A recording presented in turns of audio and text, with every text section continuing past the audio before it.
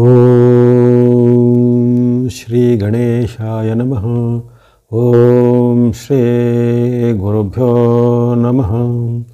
ನಮಃ ಸೂರ್ಯಾಯ ಚಂದ್ರಾಯ ಮಂಗಲಾಯ ಬುಧಾಯ ಚ ಗುರು ಶುಕ್ರ ಶನಿಭ್ಯಶ್ಚ ರಾಹವೇ ಕೇತವೇ ನಮಃ.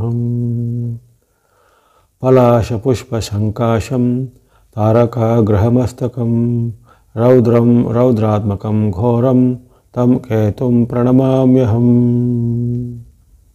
ನಮಸ್ತೆ. ಆಸ್ಟ್ರೋ ಆಚಾರ್ಯ ಗುರೂಜಿ ವಾಹಿನಿಗೆ ತಮಗೆಲ್ಲರಿಗೂ ಆದರದ ಸ್ವಾಗತ. ಈ ವಾಹಿನಿಯ ನಿರಂತರ ವೀಕ್ಷಿಸಿ ಪ್ರೋತ್ಸಾಹಿಸಿ ಸಬ್ಸ್ಕ್ರೈಬ್ ಮಾಡಿರುವಂಥ ತಮಗೆಲ್ಲರಿಗೂ ಅನಂತ ಧನ್ಯವಾದಗಳನ್ನು ಸಲ್ಲಿಸುತ್ತಾ ಇವತ್ತಿನ ವಿಶೇಷ ಕಾರ್ಯಕ್ರಮ ಕೇತುವಿನ ಸಿಂಹ ಪ್ರವೇಶದ ವಿಶ್ಲೇಷಣೆಗೆ ಸ್ವಾಗತ. ಮಕರ ರಾಶಿ. ಮಕರ ರಾಶಿಗೆ ಈ ಒಂದು ಕೇತುವಿನ ಪ್ರಭಾವ ಅಷ್ಟೇನೂ ಉತ್ತಮವಾಗಿಲ್ಲ, ಸ್ವಲ್ಪ ಸಂಕಷ್ಟ ಅಂತಲೇ ಹೇಳ್ಬೋದು. ನಿಮಗೆ ಶನಿ ಮಹಾತ್ಮರ ವಿಶೇಷವಾದ ರಕ್ಷಣೆ ಇರುತ್ತೆ. ಹಾಗಾಗಿ ಶನಿ ಮಹಾತ್ಮರ ರಕ್ಷಣೆ ರಾಹುವಿನ ಪ್ರಭಾವವನ್ನು ತಗ್ಗಿಸ್ಬೋದು. ಆದರೆ ಶನಿ ಮಹಾತ್ಮರ ಒಂದು ರಕ್ಷಣೆಗೆ ಕೇತುವಿನ ಪ್ರಭಾವ ಅಷ್ಟೇನು ತಗ್ಗಿ ಹೋಗೋದಿಲ್ಲ ಅಥವಾ ಅದನ್ನು ನಿವಾರಣೆ ಆಗುವಂಥದ್ದಿಲ್ಲ. ಯಾಕಂದರೆ ಶನಿ ಮತ್ತು ರಾಹುಗಳು ಮೈತ್ರಿ ಇರುವಂಥ ಶನಿವತ್ ರಾಹು ಕುಜವತ್ ಕೇತು ಎಂಬಂಥ ವಾಕ್ಯದ ಅನುಸಾರ ಅಲ್ಲಿ ಶನಿಯಿಂದ ಆಗುವಂಥ ಒಂದು ಉತ್ತಮ ಪರಿಣಾಮಗಳು ರಾಹುವಿನ ಬಾಧೆಯನ್ನು ತಡೆಯಲಿಕ್ಕೆ ಶಕ್ತವಾಗಿರುತ್ತೆ. ಅದು ರಾಹು ನಿಮಗೆ ಅಷ್ಟೇನು ಕೆಟ್ಟದನ್ನು ಮಾಡಲಿಕ್ಕಿಲ್ಲ. ಆದರೆ ಇಲ್ಲಿ ಕೇತುವಿನ ಪ್ರಭಾವ ನಿಮಗೆ ಅಷ್ಟಮದಲ್ಲಿ ಬಂದಿರೋ ಕಾರಣ ನಿಮ್ಮ ರಾಶಿಯಿಂದ 8ನೇ ಮನೆ ಆಗಿರೋ ಕಾರಣ ಅಲ್ಲಿ ನಿಮ್ಮ ಆರೋಗ್ಯದ ಮೇಲೆ ಸ್ವಲ್ಪ ಖಂಡಿತ ಮಕರ ರಾಶಿಯವರಿಗೆ ಎಚ್ಚರಿಕೆ ಇರಬೇಕು.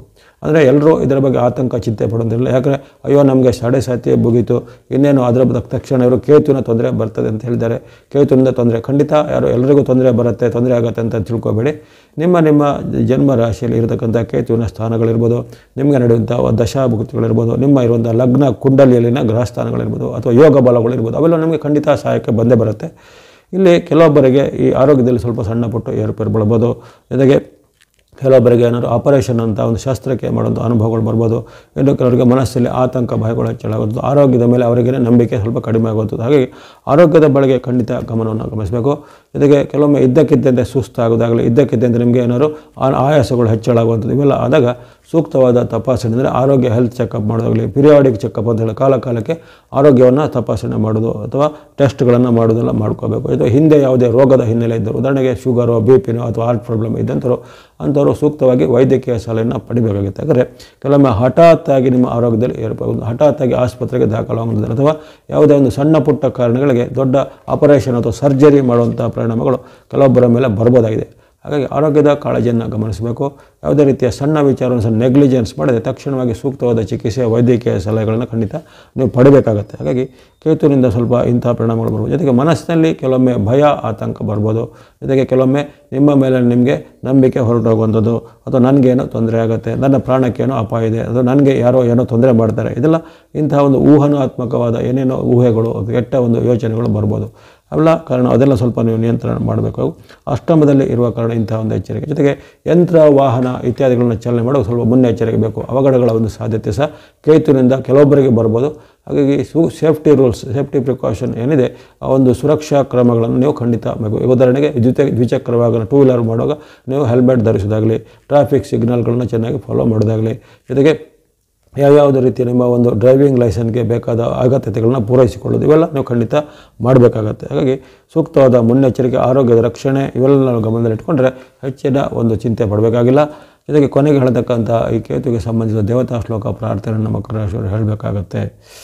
ವಿಶೇಷವಾಗಿ ಆದಿಪೂಜ್ಯ ಗಣೇಶನು ಈ ಕೇತುವಿನ ನಿಯಂತ್ರಕನಾಗಿದ್ದಾನೆ. ಕೇತುವಿನ ಪೂರ್ತಿ ನಿಯಂತ್ರಣ ಗಣೇಶನ ಅಧೀನದಲ್ಲಿ ಬರುತ್ತೆ. ಹಾಗಾಗಿ ಸಮಸ್ತ ಭೂತ ಗಣಾದಿ ಸೇವಿತಂ. ಕೇತು ಅಂದರೆ ಆ ಭೂತ ಕೇತು ಅಂತ ಹೇಳ್ತಾರೆ. ಹಾಗಾಗಿ ಆ ಭೂತ ಕೇತುಗಳ ವರ್ಗದಲ್ಲಿ ಇರುವಂಥ ಮಾಯಾರೂಪಿ ಈ ಕೇತುವಿನ ಒಂದು ದೋಷ ನಿವಾರಣೆಗೆ ಗಣೇಶನ ಒಂದು ಪ್ರಾರ್ಥನೆ ಬಹಳ ಒಂದು ಪ್ರಭಾವಶಾಲಿಯಾಗಿರುತ್ತೆ. ಗಣೇಶನ ಶ್ಲೋಕ, ಗಣೇಶನ ಮಂತ್ರ, ಗಣೇಶನ ವಿಶೇಷವಾದ ಅನುಷ್ಠಾನಗಳು, ಅಷ್ಟೋತ್ತರ ಶತನಾಮ, ಗಣೇಶನ ಪೂಜೆ ಮಾಡೋದು ಅಥವಾ ವಿನಾಯಕ ಚೌತಿ ವ್ರತ, ಸಂಕಷ್ಟಾರ ಚೌತಿ ವ್ರತ ಇವೆಲ್ಲ ಮಾಡುತ್ತದೆ ಬಹಳ ಒಂದು ಶ್ರೇಷ್ಠವಾದ ಉಪಾಯ ಆಗಿರುತ್ತೆ. ಹಾಗಾಗಿ ಗಣೇಶನ ಶ್ಲೋಕಗಳು ಬಹಳಷ್ಟು ಜನಪ್ರಿಯವಾಗಿ ಎಲ್ಲರಿಗೂ ಗೊತ್ತಿರುತ್ತೆ. ಉದಾಹರಣೆಗೆ ಜನಪ್ರಿಯವಾಗಿರುವಂಥದ್ದು ವಕ್ರತುಂಡ ಮಹಾಕಾಯ ಸೂರ್ಯಕೋಟಿ ಸಮಪ್ರಭ ನಿರ್ವಿಘ್ನಂ ಕುರುಮೇ ದೇವ ಸರ್ವಕಾರ್ಯೇಷು ಸರ್ವದಾ ಅಗಜಾನನ ಪದ್ಮಾರ್ಕಂ ಗಜಾನನಂ ಅಹರ್ನಿಶಂ ಅನೇಕದಂತಂ ಭಕ್ತಾನಾಂ ಏಕದಂತಂ ಉಪಾಸ್ಮಹೇ. ಈ ರೀತಿ ಅನೇಕ ರೀತಿಯ ಸರಳವಾದ ಗಣೇಶನ ಶ್ಲೋಕಗಳು ಇರ್ತವೆ. ಅದರಲ್ಲಿ ನಿಮಗೆ ಗೊತ್ತಿರುವಂಥದ್ದು ಅನುಕೂಲವಾಗೋದು ಅಥವಾ ಸರಿಯಾಗಿ ಉಚ್ಚಾರಣೆ ಮಾಡಲಿಕ್ಕೆ ಬರುವಂಥ ಗಣೇಶನ ಶ್ಲೋಕವನ್ನು ನೀವು ಪ್ರಾರ್ಥನೆ ಮಾಡ್ಬೋದು. ಅದನ್ನು ನೀವು 7 ಬಾರಿ ಆಗಲಿ ಅಥವಾ 21 ಬಾರಿ ಅದನ್ನು ಪಠನೆ ಮಾಡೋದು. 7 ಅನ್ನೋದು ಕೇತುವಿನ ಒಂದು ಸಾಂಕೇತಿಕ ಸಂಖ್ಯೆ, 21 ಅನ್ನೋದು ಗಣೇಶನಿಗೆ ಒಂದು ಪ್ರಿಯವಾದ ಸಂಖ್ಯೆ. ಹಾಗೆ 7, 18 ಅಥವಾ 7, 14 ಅಥವಾ 21 ಈ ಬಾರಿ ನೀವು ಇದನ್ನು ಶ್ಲೋಕವನ್ನು ಪಠನೆ ಮಾಡೋದು. ಅಥವಾ ಓಂ ಗಂ ಗಣಪತಿ ಎನ್ನುವ ಗಣೇಶನ ಮೂಲಮಂತ್ರ ಬಹಳ ಪ್ರಸಿದ್ಧವಾಗಿರುತ್ತೆ.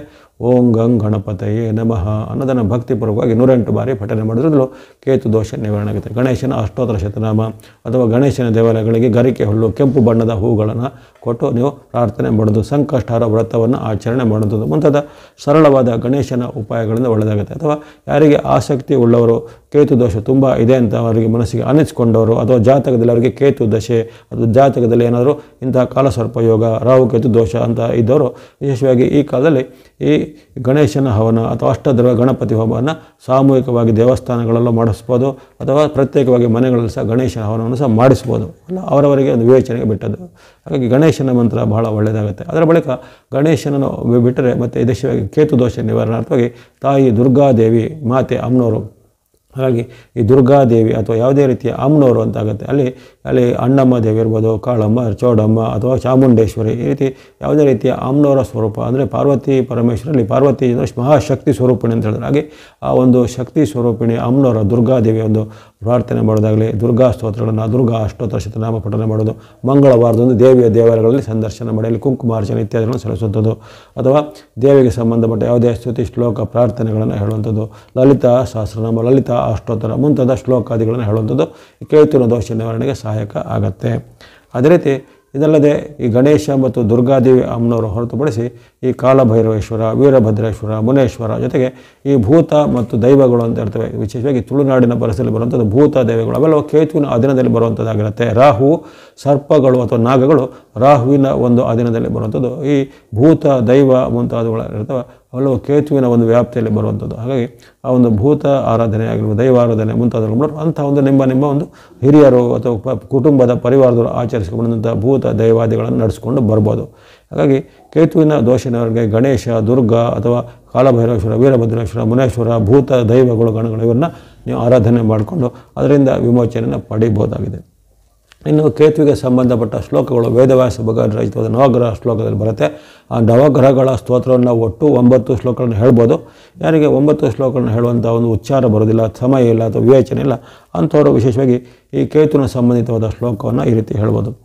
ಪಲಾಶ್ ಪುಷ್ಪ ಶಂಕಾಶಂ ತಾರಕಾಗ್ರಹ ಮಸ್ತಕಂ ರೌದ್ರಂ ರೌದ್ರಾತ್ವಂ ಘೋರಂ ತಂ ಕೇತುಂ ಪ್ರಣಮಾಮ್ಯಹಂ. ಪಲಾಶ ಪುಷ್ಪ ಶಂಕಾಶಂ ತಾರಕಾಗ್ರಹ ಮಸ್ತಕಂ ರೌದ್ರಂ ರೌದ್ರಾತ್ಮಕಂ ಘೋರಂ ತಂ ಕೇತುಂ ಪ್ರಣಮಾಮ್ಯಹಂ. ಇದನ್ನು ನೀವು ಅನುಷ್ಠಾನ ಮಾಡಿ ಹೇಳ್ಬೋದು. 7 ಬಾರಿ ಹೇಳ್ಬೋದು, 3 ಬಾರಿ ಹೇಳ್ಬೋದು, ಅಥವಾ 7ರ ಗುಣಕದಲ್ಲಿ 7, 14, 21 ಇಷ್ಟು ಈ ಪಲಾಶ್ ಪುಷ್ಪ ಶಂಕಾಶಂ ಶ್ಲೋಕವನ್ನು ಹೇಳ್ಬೋದಾಗಿದೆ. ಇದು ಸರಳವಾಗಿರುತ್ತೆ. ಇದನ್ನು ಉಚ್ಚಾರಣೆ ಮಾಡಿ ಹೇಳುವಂಥದ್ದು. ಅದೇ ರೀತಿ ಕೇತುವಿನ ಒಂದು ಪೀಡಾ ಪರಿಹಾರ ಸ್ತೋಕ ಅಂತ ಬರುತ್ತೆ. ಅದು ಈ ರೀತಿ ಬರುವಂಥದ್ದು.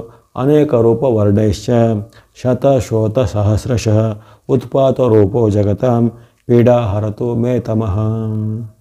ಅಂದರೆ ಕೇತು ಒಂದು ಚಿತ್ರ ವಿಚಿತ್ರವಾದ ವರ್ಣಗಳನ್ನು ಸಂಕೇತಿಸ. ಅದರಿಗೆ ಒಂದೇ ಬಣ್ಣ ಅಂತ ಹೇಳೋಕ್ಕಾಗೋದಿಲ್ಲ. ನೀವು ಯಾವುದು ಬಣ್ಣ ಅಂತ ಅಂದ್ಕೊಂಡಿದ್ರೆ ಅದೇ ಬಣ್ಣ. ಉದಾಹರಣೆಗೆ ನಾವು ಈ ಗೋಸುಂಬೆ ಅಥವಾ ಊಸರವಳ್ಳಿ ಅಂತ ಹೇಳ್ತೀವಿ, ಅದು ಯಾವ ಸ್ಥಳದಲ್ಲಿರುತ್ತೋ ಅದೇ ಸ್ಥಳದ ಬಣ್ಣವನ್ನು ಅದು ಹೊಂದುತ್ತೆ. ಅದೇ ರೀತಿ ಕೇತು ಹಾಗೆ ತನ್ನ ವರ್ಣವನ್ನು ಆತನು ಬದಲಿಸ್ತಾನೆ, ವರ್ಣರಂಜಿತವಾಗಿರುವಂಥದ್ದು ಅಂತ ಹೇಳ್ತಾರೆ. ಹಾಗಾಗಿ ಆತನ ಒಂದು ವ್ಯಕ್ತಿತ್ವನೇ ಹೇಗೆ ಬರುತ್ತೆ ಅದನ್ನು ಪೀಡಾ ಪರಿಹಾರ ಶ್ಲೋಕ ಮತ್ತೊಮ್ಮೆ ಕೇಳಿಸ್ಕೊಳ್ಳಿ.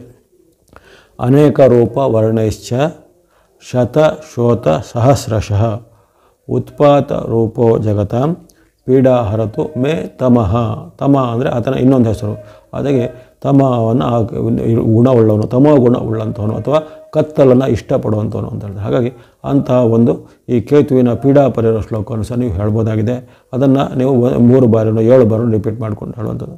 ಈ ರೀತಿ ನಿಮಗೆ ಮಂತ್ರ ರೂಪದಲ್ಲೋ ಅಥವಾ ಶ್ಲೋಕ ರೂಪದಲ್ಲೋ ಇಂಥ ದೇವರಗಳ ಸ್ತೋತ್ರ ಅಥವಾ ನವಗ್ರಹಗಳ ಸ್ತೋತ್ರ ಅಥವಾ ಕೇತುವಿನ ಪೀಡಾ ಪರಿಹಾರ ಇದ್ರೆ ಯಾವುದನ್ನು ಹೇಳ್ಬೋದು. ಇನ್ನು ಯಾರಿಗೆ ಈ ಮೂಲ ಮಂತ್ರ ಬೀಜ ಮಂತ್ರದಲ್ಲಿ ಆಸಕ್ತಿ ಇರುತ್ತೆ ಅಂಥವರು ಕೇತುವಿನ ಒಂದು ಬೀಜ ಸಹಿತವಾದ ಮೂಲ ಮಂತ್ರ ಈ ರೀತಿ ಬರುತ್ತೆ.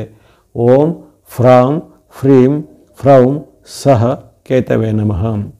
ಓಂ ಫ್ರಾಂ ಫ್ರೀಂ ಫ್ರೌಂ ಸಹ ಕೇತವೇ ನಮಃ. ಓಂ ಫ್ರಾಂ ಫ್ರೀಂ ಫ್ರೌಂ ಸಹ ಕೇತವೇ ನಮಃ.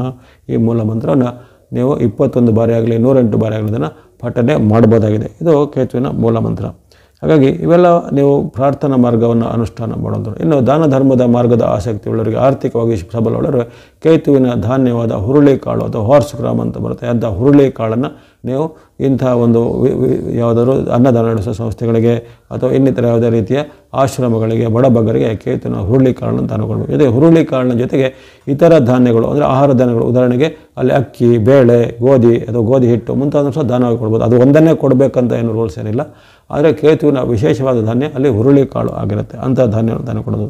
ಇನ್ನು ಯಾರಿಗಾದರೂ ಚಿಕಿತ್ಸೆಗೆ ಸಹಾಯ ಮಾಡೋದು, ಯಾರಿಗಾದರೂ ಒಂದು ತೀರ್ಥಯಾತ್ರೆಗೆ ಸಹಾಯ ಮಾಡೋದು, ಅಥವಾ ಯಾರಿಗಾದರೂ ಒಂದು ಶುಭ ಕಾರ್ಯಗಳ ಯಾವುದೋ ಒಂದು ಖರ್ಚನ್ನು ವಹಿಸ್ಕೊಳ್ಳೋದು. ಉದಾಹರಣೆಗೆ ಯಾವುದೋ ಒಂದು ತೀರಾ ನಿರ್ಗತಿಕರ ಬಡವರೊಂದು ಮದುವೆ ಆಗುತ್ತೆ, ಅವರಿಗೆ ಅವರ ಒಂದು ಶಾಮಿಯಾನದ ಖರ್ಚು ಅಥವಾ ಮದುವೆಗೆ ಸಂಬಂಧಪಟ್ಟ ಇನ್ನಿತರ ಯಾವುದೇ ಸಾಂಸ್ಕೃತಿಕ ಖರ್ಚು, ಇನ್ನಿತರ ಕೇಟರಿಂಗ್ನಂಥ ಖರ್ಚು, ಇದು ಯಾವುದೋ ಒಂದು ಅಂಥ ಒಂದು ಬಡಬಗ್ಗರ, ಅಶಕ್ತರ, ನಿರ್ಬಲರ ಒಂದು ಶುಭ ಕಾರ್ಯಗಳಿಗೆ ಅಥವಾ ಅವರ ಏನಾದರೂ ಒಂದು ಮನೆಯಲ್ಲಿನ ಒಳ್ಳೆಯ ಕೆಲಸ ಕಾರ್ಯಗಳಿಗೆ ನಿಮ್ಮಿಂದ ಆಗುವಂಥ ಯಾವುದೇ ಒಂದು ವಸ್ತುವನ್ನು ಸ್ಪಾನ್ಸರ್ ಮಾಡೋದಾಗಲಿ, ಹೆಲ್ಪ್ ಮಾಡೋದಾಗಲಿ, ಅದು ಸಹ ಒಂದು ಕೇತುವಿನ ಒಂದು ಆಸಕ್ತಿ ಬರುತ್ತೆ. ಹಾಗಾಗಿ ಇಂಥ ಒಂದು ವಿಚಾರಗಳಿಗೆ ಅನೇಕ ರೀತಿಯ ಮಾರ್ಗಗಳಿವೆ, ಪರಿಹಾರ ಉಪಾಯಗಳಿವೆ.